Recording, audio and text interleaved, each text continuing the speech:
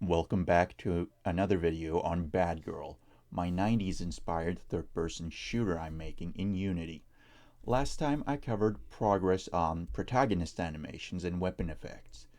Since then I've been working on a new level, and I also did some work on another small project. What we're going to cover today is a fairly significant upgrade to enemy animations and effects. When I first created enemies, I had next to no understanding of how the animation system works, and I made a whole bunch of mistakes I've decided to remedy. The animation system I previously had resulted in janky robotic movement that left a poor impression. Beyond that, it was very difficult to work with, and for a very long time I was highly reluctant to even touch it. Having reworked the protagonist animation system, I decided to do the same to enemies. So to begin with, I created separate layers for the upper and lower body. In my previous devlogs, I mentioned how I started to move certain general functions such as health management and put them in separate scripts. Along the same lines, I decided to create an enemy animation script that gathers variables from other scripts and forwards them to the animator.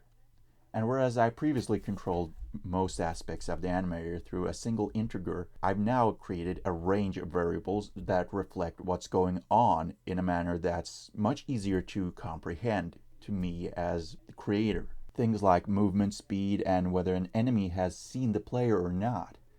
Another janky aspect of how enemies moved before is that they didn't actually aim at the player. They would turn towards the player and raise their guns, sure, but because of how the animations were made, they wouldn't actually point their guns towards the player. Instead, they'd point it towards the side. The workaround I previously used was to cast the bullet ray from a position in front of the enemy's chest and directly forward. This worked from a gameplay perspective, but was kinda terrible. Another not so nice thing was that the recoil was built into the animation, so it would occur regardless of what the gun was actually doing. So the solution I implement is similar to what I'm doing to the protagonist. I use code to offset the rotation of the chest bone and throw in an upper body animation where the enemy is holding the gun relatively still. Now I was able to make the enemy actually point the gun towards the player and subsequently make the bullets come out of the muzzle and fly in the direction the gun was pointed at. This is in and of itself a significant improvement, but since I was already manipulating the chest bone, I decided to try a few additional things to truly bring the enemies to life. I introduced recoil variables in both X and Y axes. The way it works is that enemies fire in bursts, and for each bullet fired in a single burst, a random number within a particular range is added in each axis. So for each shot fired, the enemy's aim is at least theoretically more disturbed.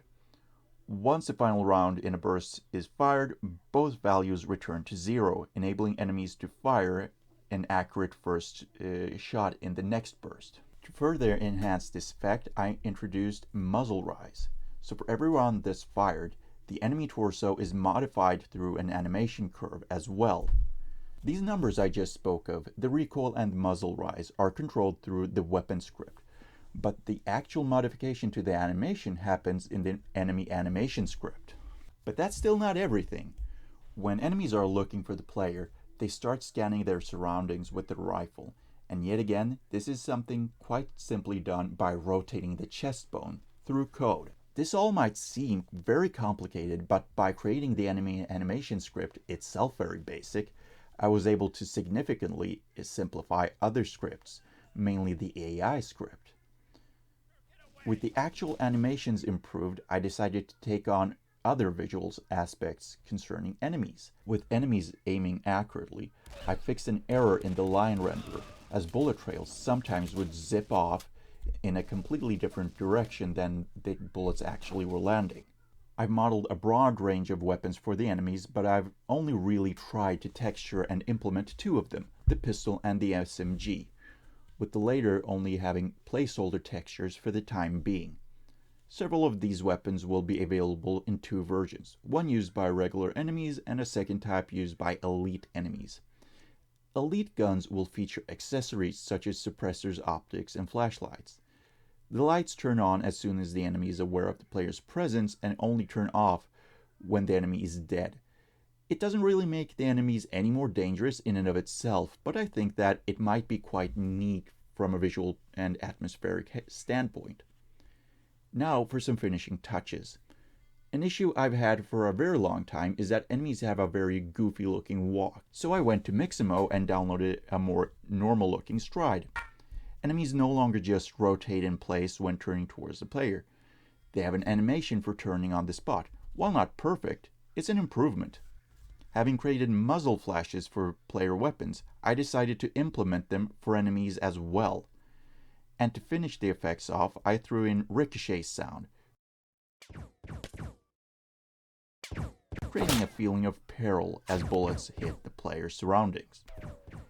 So that's it for today's. Until next time, this has been Jacob Holgerson.